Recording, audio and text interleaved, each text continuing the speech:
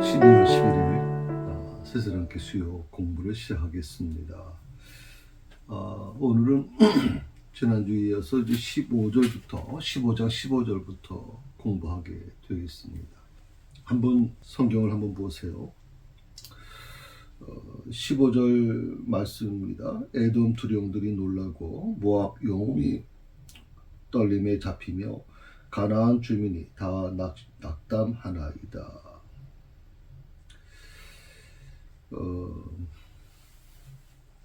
이 에돔 두령들이 놀랐다라고 하는 말이 나오죠.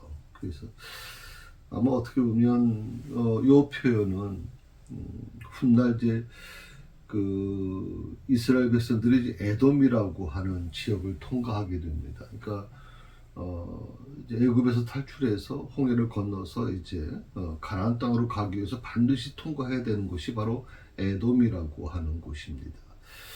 이 에돔이라고 하는 것은 이제 막 그 시나이 반도 그쪽에 아마 있는 그 족속인데, 이 에돔 족속이 굉장히 아주 호전적입니다. 그래서 나중에 이제 보게 되면 이 에돔 족속이 조금 이스라엘 백성들이 통과하지 못하도록 끝까지 아주 방해하는 모습이 나타나는데, 여기 말씀을 보게 되면 이제 에돔 두령들이 놀랬다라고 하는 이 표현은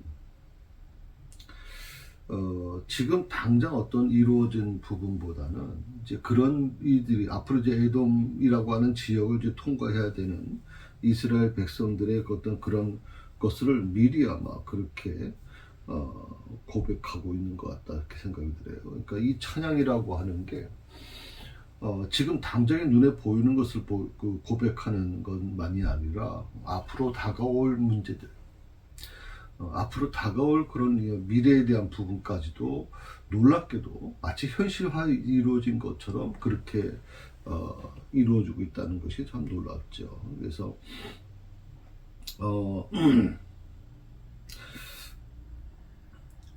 이 에돔 사람들이 정말 이스라엘 백성들하고 사실은 그렇게 먼 관계 없는 민족이 아니에요. 관계 있는 민족이거든요.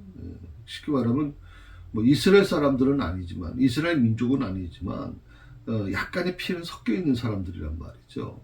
그런데 불구하고 이 에돔 족속들이 아주 호전적으로 이스라엘 민족이 접근하는 것에 대해서 아주 맹렬하게 거부하는 모습을 보게 돼요. 그리고 이제 자신들의 그 두려움을 오늘 이 표현 속에서 놀랐다라고 하는 표현으로 이제 표현하고 있죠. 이 부분에서 특히 모압 여기 표현에서 참 재밌는 표현이 하나가 나와요. 16절에 보게 되면 놀람과 두려움이 그들에게 임함에 주의 팔이 크므로 그들이 돌같이 침묵하였사오니 여호와여 주의 백성이 통과하기까지 곧 주께서 사신 백성이 통과하기까지 하였나이다. 놀람과 두려움이 그들에게 임했다. 어떻게 보면 그런 표현들이 참 어떤 재밌는 표현이긴 하겠죠. 그래서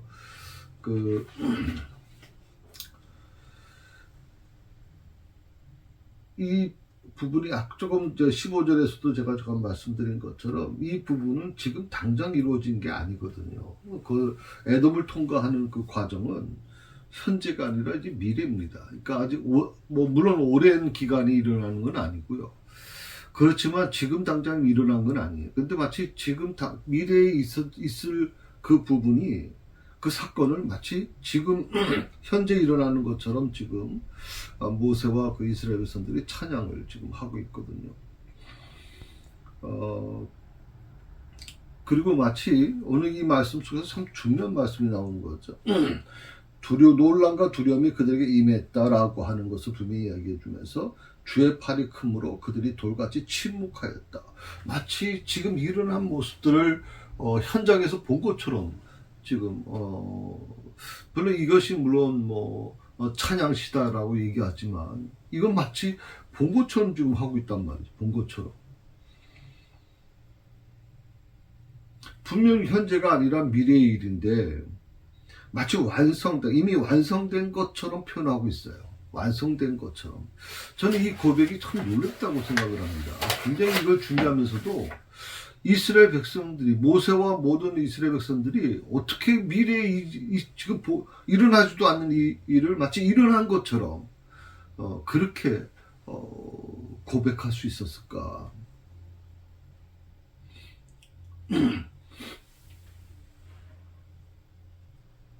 뭐 여러 가지 이제 그 학설들이 있겠지만,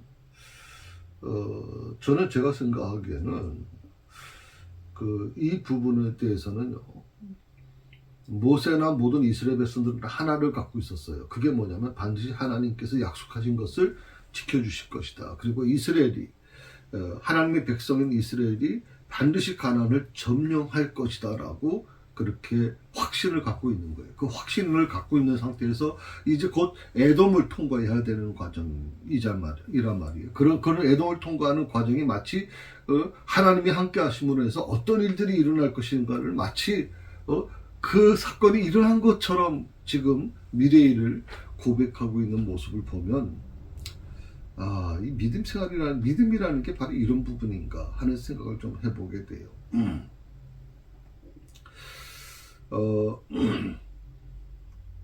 그래서 주의 팔이라고 하는 것은 이제 뭐 우리 잘 아는 것처럼 이제 주의 오른손이라고 보통 얘기를 지난번에 했잖아요. 그래서 6절과 12절에서 이제 주의 오른손이라고 표현한 것처럼 그 오른손에 대한 부분은 제가 지난번 설명을 드렸기 때문에 따로 말씀을 드리지는 않습니다. 그들이 돌같이 고요하여 싸우되라고 써요. 돌같이 고요하여 싸우되. 이걸 이제 우리 개역개정에는 이제 돌같이 침묵했습니다. 그들이 돌같이 침묵했습니다라고 하는 표현을 썼어요.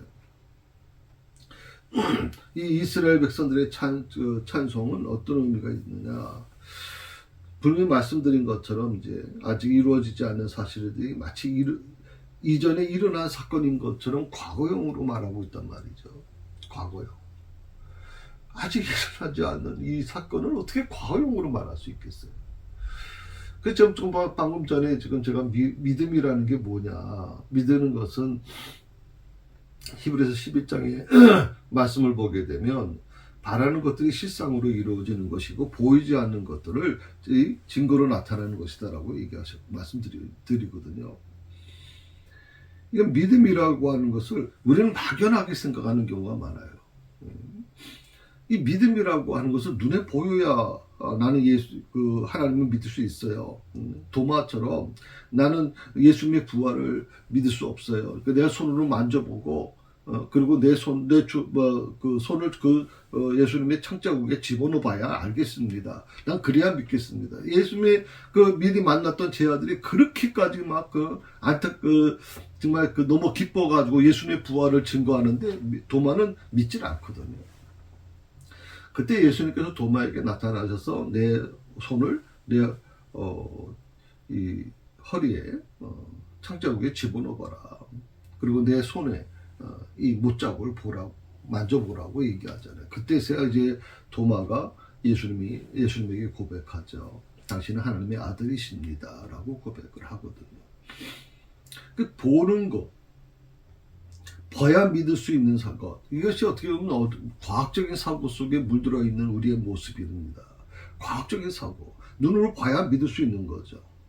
과학에서는 눈에 보이지 않는 것은 믿질 않아요. 그래서 귀신의 존재도 믿질 않아요. 그러니까 어떻게 보면 이런 부분이 그저 귀신의 존재를 믿지 않으니까 하나님의 존재를 믿을 수가 없다 얘기하는 거죠.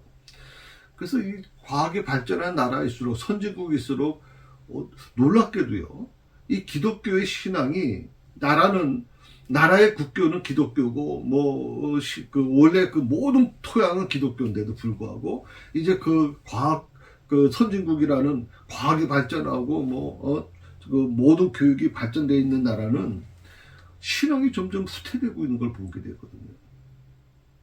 오히려 그런 것들이 약해져 있던 저 남미 같은 경우에, 아프리카 같은 경우에는 지금 막 성애의 운동이 강하게 역사하고 있잖아요. 우리 대한민국, 우리나라 같은 경우에도요, 사실은 굉장히 성리의 불길이 강하게 타오르고 전 세계가 하나님께서 한국을 택하셨다고 할 정도로 동방의 어떤 떠오르는 별이라고, 그 불이라고 얘기한 것처럼 그런 놀라운, 그런 나라였던 우리 대한민국이 지금 기독교가 굉장히 위기를 만났잖아요. 젊은 아이들이 믿질 않아요, 여러분. 젊은 아이들이 눈으로 보여달라는 거예요. 도마처럼 눈으로 보여달라는 거예요. 그래야 믿겠다는 거거든요. 그만큼 어릴 때부터 너무나 그런 훈련을 받았어요. 특히 이 종교조라고 하는 단체가 어릴 때부터 초등학교 때부터 계속 그렇게 가르치거든요. 이 종교조라고 하는 것은 굉장히 그 과학적인 바탕에 의해서 모든 것을 보는 겁니다. 이 과학적인 바탕으로 본다는 것이 두 가지 종류가 있어요. 특히 어떻게 보면 이 사상적인 부분도 있는데 그게 뭐냐면 이제 유물론이라는 거예요. 유물론. 사람을 어떻게 보면 유물론으로 모든 걸 봐요. 어떻게 보면 사람의 인격이라고 생각을 하고 그것을 굉장히 인권을 주장하는 것 같지만 그 안에 깊이 들어가 보면 어떤 유물론적인 존재가 있어요. 제일 무서운 게 뭐냐면 공산주의가 무서운 게 뭐예요? 공산주의가 무서운 거는 바로 유물론이에요. 유물론이 기초가 돼 있단 말이죠. 그 사람이 여러분 지금 러시아도 마찬가지지만 사람이 30만이 죽던 50만이 죽던 그 목적을 위해서는 그건 당연하다고 생각을 하는 거거든요, 지금. 그러니까 참 어떻게 보면 우리 다음 세대 아이들이 자라나는 과정에서 이미 과학적인 사고에 물들어 버렸고 그들을 교육 현장은 그야말로 유물론을 기초로 하는 그런 교육이 이루어지고 있고 이런 애들에게 하나님이 계시다. 그 하나님께서 너희를 사랑하고 계셔. 그 하나님이 지금 2000년 전에 이 땅에 오셔서 예수님으로 부활하셨고 죽으셨고 부활하셨어. 이런 것들이 믿어지겠습니까, 여러분? 믿어지질 않는 거거든요. 참 우리 한국교회가 지금 딜레마에 빠졌다고 지금 누가 얘기를 해요. 딜레마에 빠졌다 지금.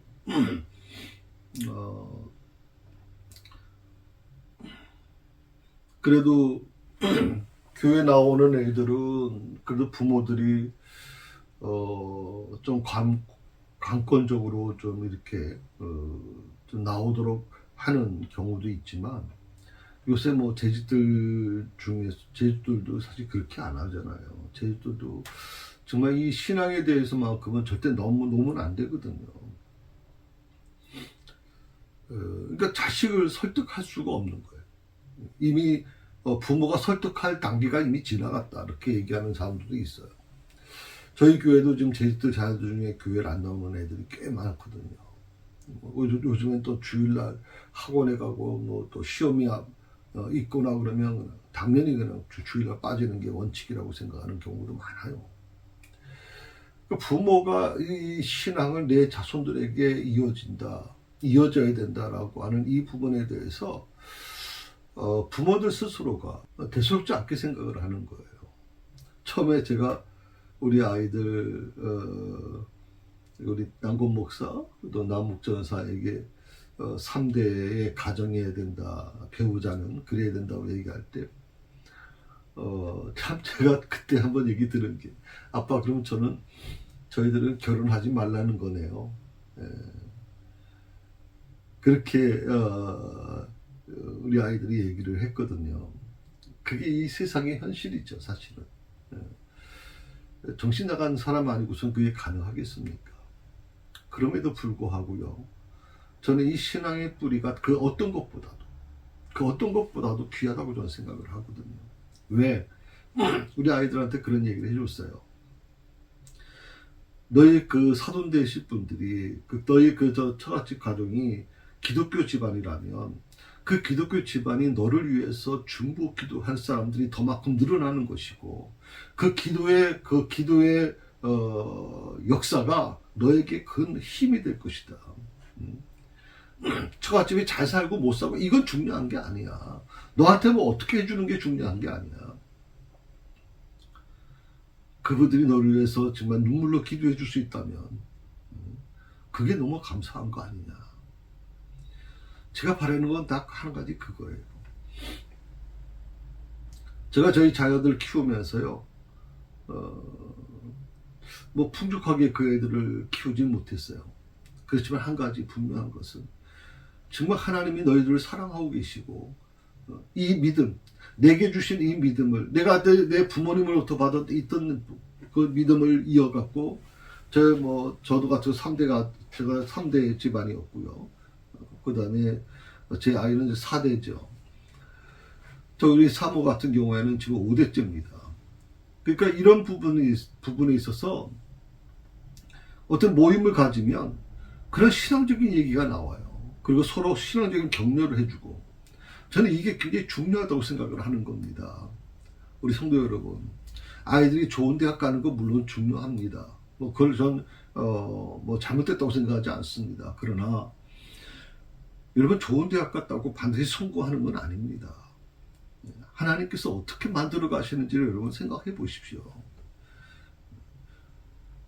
그 부분에 있어서 내가 할 수 없는 그 영역을 하나님께 맡기고, 그 하나님께 온전히 우리 아이들이 하나님을 의지하고 나갈 수 있도록 도와주는 게, 그게 저는 제 집들, 부모님들의 믿음을 갖고 있는 부모님들의 책임이 아닐까.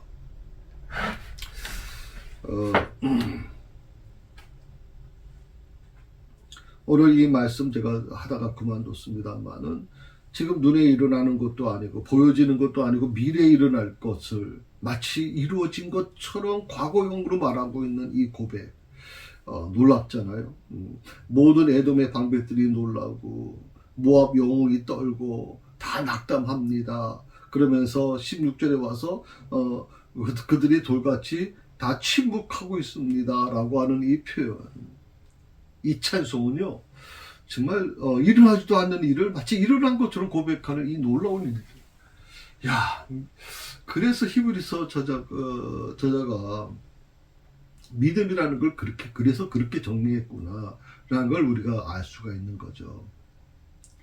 바라는 것은 뭐예요? 지금 이루어지지 않는 거잖아. 이루어지지 않는 건데도 불구하고 그것을 이루어진 것처럼 믿고 가는 게 바로 믿음이다. 이 믿음이라고 하는 것을 여러분 잘 기억하셔야 돼요. 눈에 보이는 것만 믿으려고 하지 마세요, 여러분. 눈에 보이지 않는 것까지도. 어차피 우리는 눈에 보이지 않는 하나님을 믿고 있잖아요.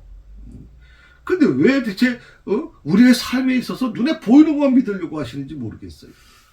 이것은요, 그러니까 미래의 사건들을 마음속으로 예견하는 겁니다. 미리 그렇게 예언하는 거죠. 그리고 마치 그런 미리 이미 일어난 확실한 사건인 것처럼 완료형으로 표현하고 있다.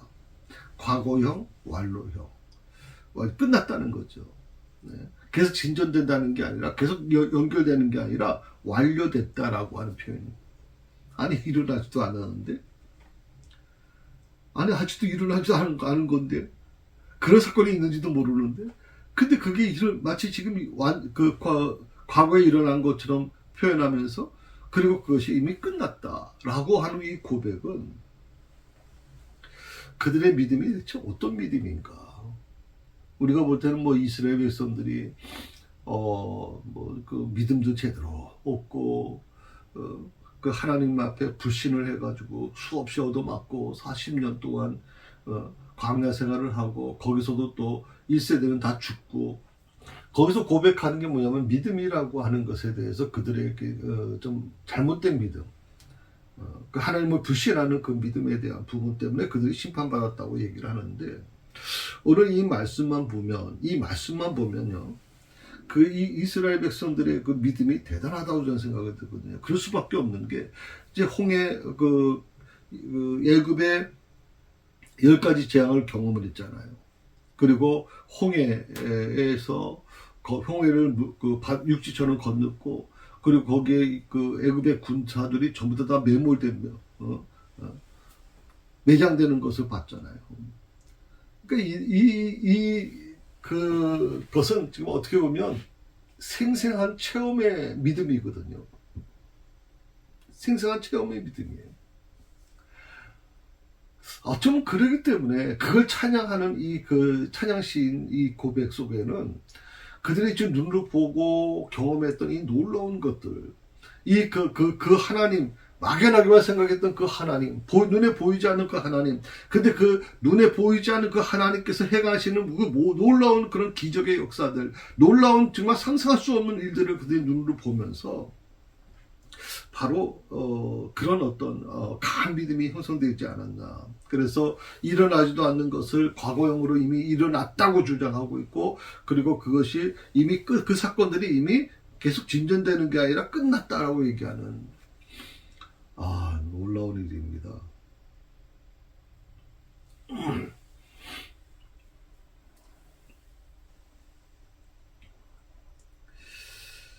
그래서 그 통과하기까지라고 하는 이 표현 속에서 이제 뭐 건너가다라는 뜻인데, 그 이스라엘 백성들이 이 광야에 어떤 그 열방들이 있잖아요. 그 에돔이라는 족속도 있고 모압이라는 족속도 있고 거기를 이미 차지하고 있는 족속들이 있거든요. 민족이 있거든요. 그 길을 즉 지나서 이제 요단강을 건너서 약속 땅에 들어가야 되는데,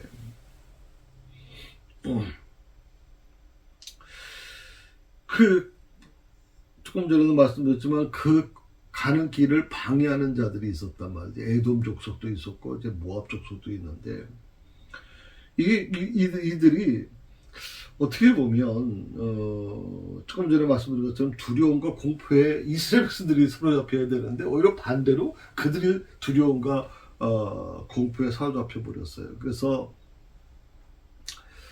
오늘 이 통과하기까지라고 하는 표현은 어떻게 보면 이스라엘 백성들이 그곳을 지나가는 과정에서 그들은 벌벌 떨 수밖에 없었어요. 한 번도 이스라엘 백성들과 싸워본 적도 없는데,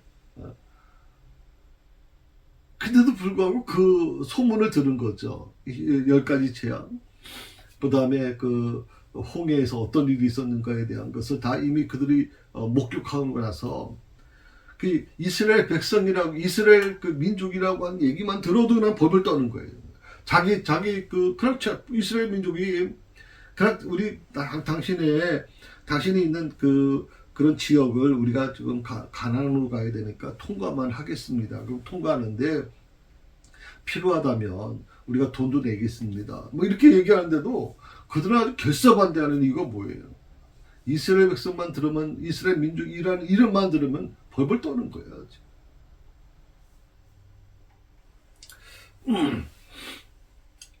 여기서 그 통과하기까지라고 하는 것은 홍해 바다를 건넌다는 게 아니라 광야를 통과하는 것을 의미하는 것이라고 얘기할 수 있죠. 광야를 통과하는 것. 그리고 주의 사신 백성이라고 하는 말이 나오잖아요. 주의 사신 백성, 주께서 사신 백성이 통과하기까지.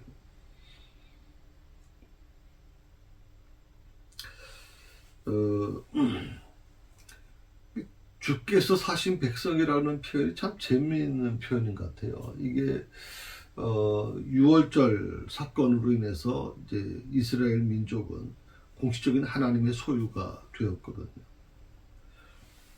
어린 양의 그 대속의 피로 인해서 하나님께서 그들을 죄악과 죄악의 세력에서, 죽음의 세력에서 구출하시죠. 그리고 당신의 호족에 공식적으로 입적시키는 과정. 그러니까 처음부터 이스라엘 백성이 어떻게 보면 하나님의 공식적인 소유, 그러니까 하나님의 소유긴 소유인데 공식적인 소유는 아니었다고 생각을 하는 거죠. 근데 6월절 사건 아시죠? 6월절에는 그 어린 양을 잡아서 이제 피를 뿌려가지고 문서주에 이제 담가놨을 때 10번째 재앙을 기억하신대요. 10번째 재앙에 바로 그런 사건이 있었잖아요. 10번째 재앙에 이제 죽음의 천사가 그 문서주에 피를 바른 자는 다 넘어갔잖아요. 바로 그 과정을 통해서 이스라엘 민족이 하나님의 공식적인 소유가 되었다. 그것은 어린 양의 대속의 피. 마치 우리가 예수님의 대속의 피로 우리가 하나님의 자녀가 되는, 공식적으로 자녀가 되는 것처럼 바로 그런 부분이 아마 있다고 보게 되죠. 그래서 주께서 사신 백성이라는 표현이 나오게 됩니다. 그래서 여기서 이제 샀다라고 하는 표현이 나오죠. 샀다라는 게 어린 양의 피로서 이스라엘 백성들이 갖고 있던 모든 죄악에 대한 부분을 대속시킴으로 인해서 이스라엘 백성들이 살 수 있는 거죠. 그래서 샀다라고 하는 표현, 사신이라고 하는 표현, 샀다라고 하는 표현은 중요한 표현입니다. 이건 마치 우리가 지금 마찬가지겠지만 예수님께서 십자가를 지신 이유가 뭡니까? 그리고 제가 지난주에도 잠깐 설교 말씀 때 드렸습니다만, 예수님께서 겟세마네 동산에서 십자가를 앞에 두고 그렇게 땀방울이 핏방울 될 정도로 그렇게 정말 처절하게 기도하셨던 이유가 뭘까요? 그리고 할 수만 있거든 이 잔을 내게서 멀리하게 해달라고 요청까지 했던 이유가 뭘까요? 많은 사람들이 예수님이 십자가의 그 고통을 이기기 힘드셨기 때문에 그렇다고 얘기합니다. 그러면 만약 그게 사실이라고 하면 지금도 처음에 로마 시대에도 마찬가지였거든요. 로마 시대 그렇게 핍박이 심한데도 불구하고 기독교인들이 정말 굶주린 사자에게 먹히면서 정말 화형당하면서 목베임을 당하면서 온갖 고문을 다 당하면서도 그것에서 하나님을 찬양하고 오히려 찬송을 부르는 모습을 보면서 이 로마 사람들이 기겁을 했잖아요. 겁에 질렸다고 얘기를 하잖아요. 그들은 죽음을 이미 초월한 거거든요. 예수님께서 단순히 십자가에 못 박히는 고통, 육체적인 고통, 그게 두려워가지고 하나님 앞에 정말 땀방울이 핏방울 될 때까지 그렇게 기도하셨나? 왜? 예수님께서 이 땅에 오시는 그 순간부터 이미 하나님께서 오신 건데, 하나님께서 이 땅에 인간의 몸으로 오신 건데, 그분이 사명이 바로 그건데, 그분이 단순히 고통 때문에 그러는 것이냐라고 하는 부분에 있어서 육체적인 고통 때문에 예수님이 그렇게 처절하게 기도했다고는 저는 생각하지 않아요.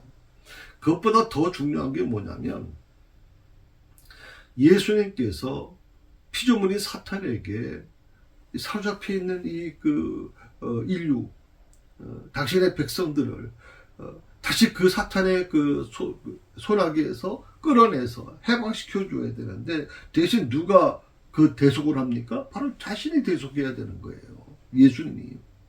예수님이 그 모든 인류 죄악 속에 빠져있는 그 인류를 구원해내시기 위해서 그들을 해방시키기 위해서 예수님이 대신 그 사탄의 굴레 속에 들어갈 수밖에 없어요. 그래서 베드로는 그것을 이렇게까지 표현했잖아요.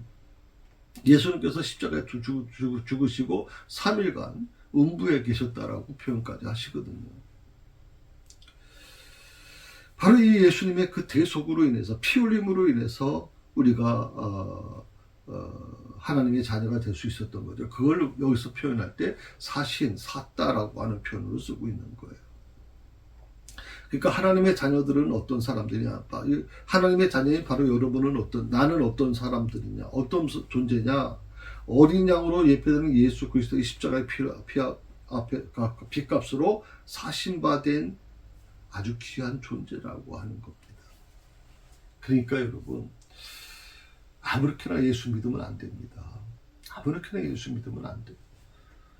내가 오늘 하나님의 자녀가 될 수 있었던 것은 예수님이 정말 자기 모든 걸 내놓고 정말 사탄의 그 굴레 속에 들어갈 수밖에 없는 창조자가 피조물의 안에 들어갈 수밖에 없는 그 정말 처절함을 지금 예수님께서 경험하셨기 때문에 우리가 내 구원이 그냥 아무렇게나 이루어진 것이 아니라 겟세마네 동산에서 예수님께서 땀방울이 핏방울 되도록까지 하나님께 기도했던 그 모습을 여러분 꼭 기억하셔야 돼요. 그만큼 여러분의 구원은 중요한 거예요. 귀한 거예요, 여러분. 그 구원을 함부로 대하지 마세요. 함부로 생각하지 마세요.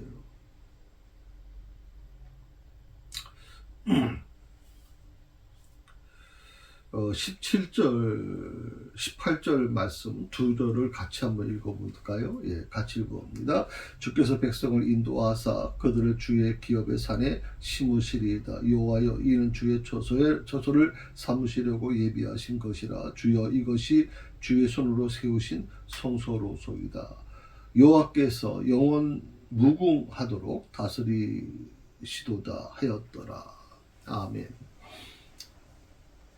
주의 기업의 산이라고 표현을 했어요.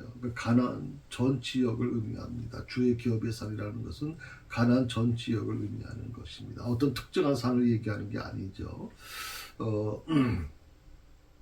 물론 여기에서는 조금 의견 차이가 있어요. 카일이라고 하는 신학자는 이 주의 기업의 산이라고 하는 것을 마치 이삭의 제단이 세워졌던 모리아 산을 의미한다라고 하는 표현을 쓴 분도 있고요.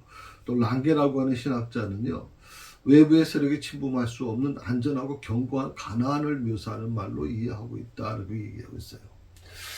근데 어떤 특정한 장소라기보다는 이 주의 기업의 산이라고 하는 것은 가나안 전 지역을 의미하는 거라고 보는 게 더 좋을 것 같습니다. 이스라엘에게 가나안 지경은 기업으로 주신 것을 뜻하는 것이거든요. 작게 보면 예루살렘이 하나님의 성소라고 할 수 있지만 크게 보면 어떻게 해요? 하나님께서 가나안 전 지역을 성소로 삼으셨다 하는 겁니다. 그러니까 우리가 어떤 것을 보느냐가 굉장히 중요합니다. 어떤 것을 보느냐.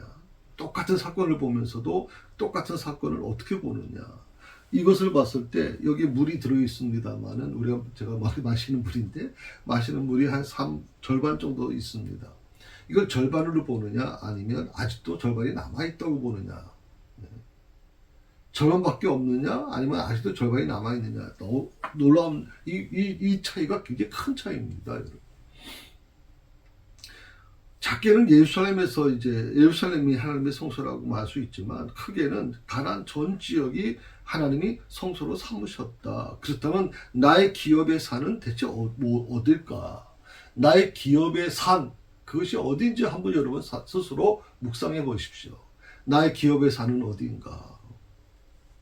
특별히 여기서 가나안 전 지역이 하나님이 택한 백성들이 사는 곳이라고 제가 말씀을 드렸잖아요. 그렇다면 하나님의 택한 백성들은 자기의 삶의 터전에서 하나님께 영광을 돌려야 하는 것이 당연한 거죠. 자기가 사는 터전, 삶의 터전. 그게 하나님의 택한 백성들이 해야 될 일이에요. 그것을 성소로 만들어야 돼요.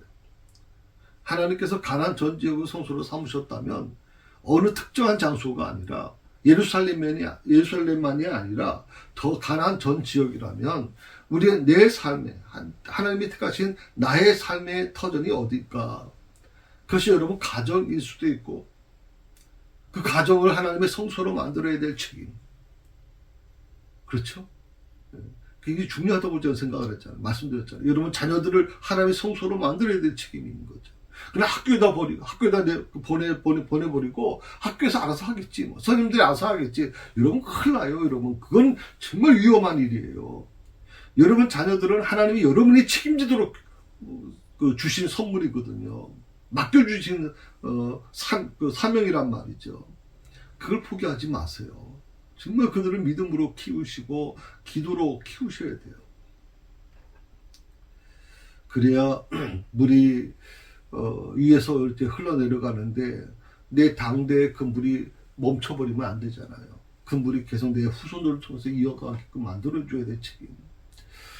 지금 당장 내가 배불리 먹는 게 중요한 게 아니라 하나님이 주시는 이 복을, 하나님이 주신 이 축복을 내 자손에게 이어져 가게 만들어주는 역할이 굉장히 중요하다고 생각을 하는 거예요.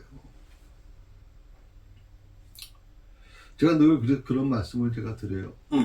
아브라함, 이삭, 야곱이라는 계속 성경에 보면 아브라함, 이삭, 야곱이 나오잖아요. 근데 아브라함 아시는 것처럼 믿음의 조상이고 믿음의 시작이잖아요. 지금 이슬람이나 기독교, 유대인 전부 다 하나의 조상으로 생각할 정도로 대단한 존재죠.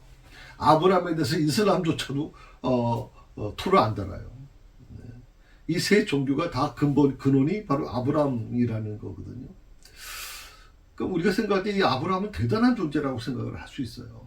자, 그 다음에 야곱이라는 존재, 이삭의 요셉의 아버지잖아요.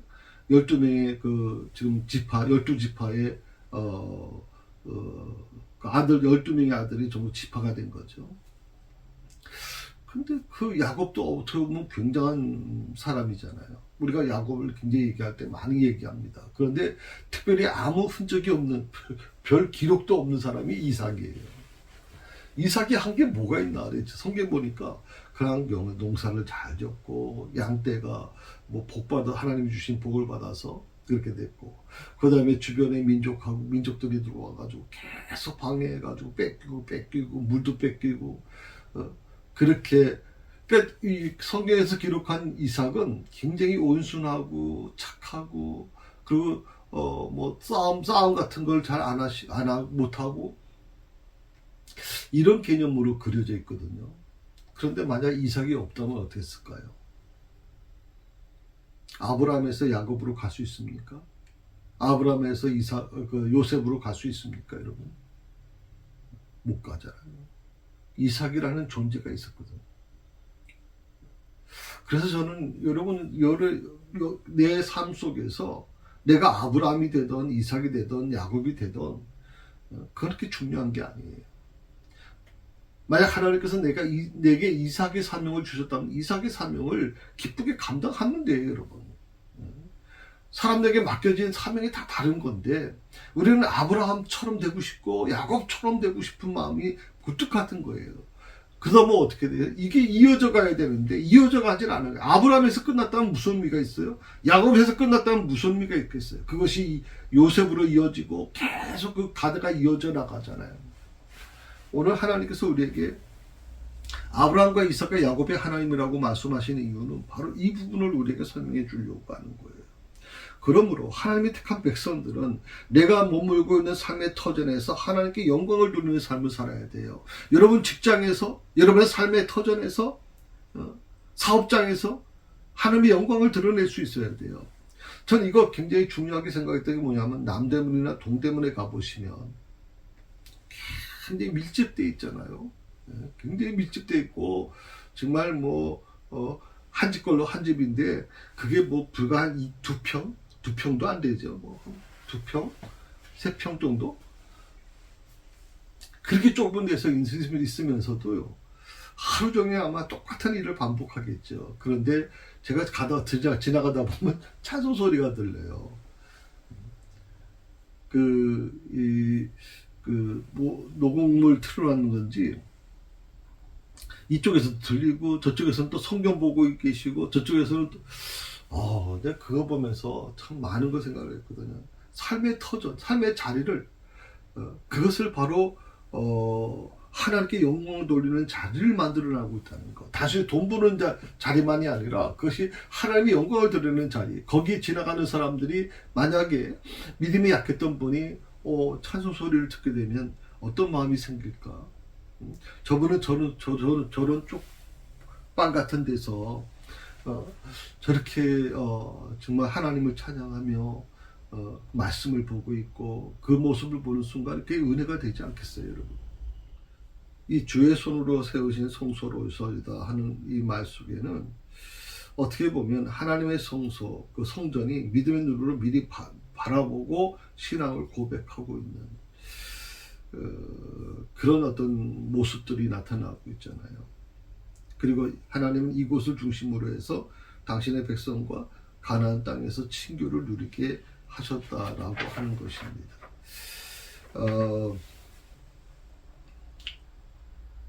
참 오늘 말씀에 참 중요한 부분이 바로 몇 가지가 나와 있어요.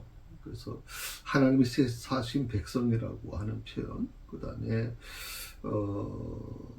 마치 이루어지지 않은 사실을 이루어진 것처럼 과거형을 쓰고 또 그것이 이미 끝났다라고 생각하는 완료형을 쓰는 이 부분 속에서 이스라엘 백성들의 신앙이 얼마나 좀 투철한 신앙으로 바뀌어가고 있는지를 보여주는 것이고요.